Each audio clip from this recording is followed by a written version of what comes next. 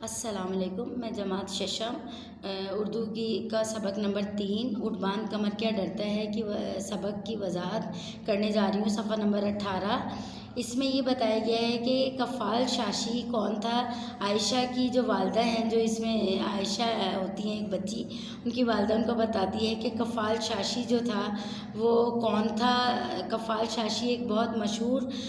لوہار تھا، لوہار کا کام میں ماہر تھا، وہ لوہار کا کام بہت اچھے سے جانتا تھا وہ، اور پورے ملک میں اس کا کام مانا جاتا تھا، یہاں تک کہ اس ملک کا جو بادشاہ تھا وہ بھی اس کے کام کا بہت قدردان تھا، اس کی قدر کیا کرتا تھا، اور اس کو بھی اپنے جو ہے فن پر بہت زیادہ فخر تھا، ناز تھا اس لوہار کو۔ ایک دن انہوں نے دیکھا کہ بادشاہ جب اپنے دربار میں بیٹھے ہیں تو ایک شخص کا خود کھڑے ہو کر استقبال کر رہا ہے، یعنی بادشاہ جو ہے اس شخص کا کھڑے ہو کر استقبال کر رہا ہے، تو کفال شاشی کو بڑی حیرت ہوئی اور بہت حیرانگی ہوئی کہ ایسا کون وہ شخص ہے جس کی وجہ سے جو ہے بادشاہ کھڑے ہو کر ان کو عزت و احترام دے رہے ہیں۔ انہوں نے درباریوں سے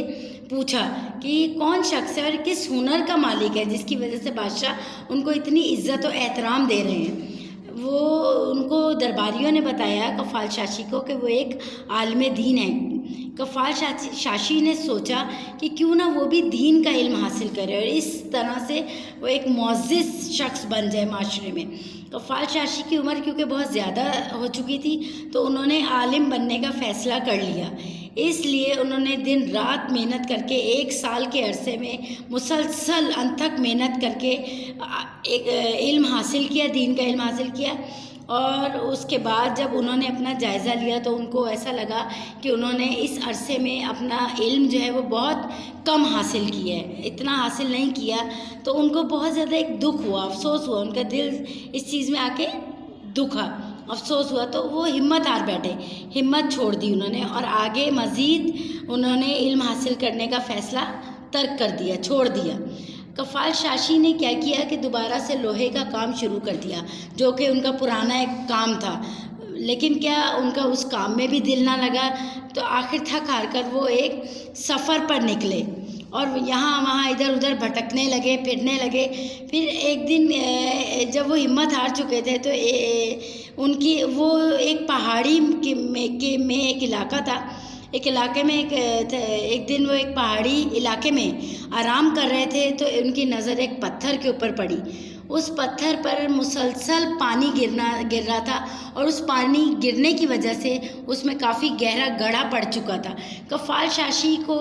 یہ چیز دیکھ کر بہت نصیحت حاصل ہوئی۔ انہوں نے سوچا کہ جب یہ قطرہ قطرہ پانی گر کر ایک اتنا بڑا گڑھا بنا سکتا ہے تو میں کیوں نہیں آگے اور مزید محنت کر سکتا۔ انہوں نے اس قطرے کی طرح سے مسلسل محنت کرنا شروع کر دی اور کامیاب ہو گئے۔ اس خیال سے ان کے اندر ایک جذبہ پیدا ہوا اور وہ حصول علم میں دوبارہ سے مشغول ہو گئے۔ انہوں نے مسلسل دن رات محنت کی اور بہت سارے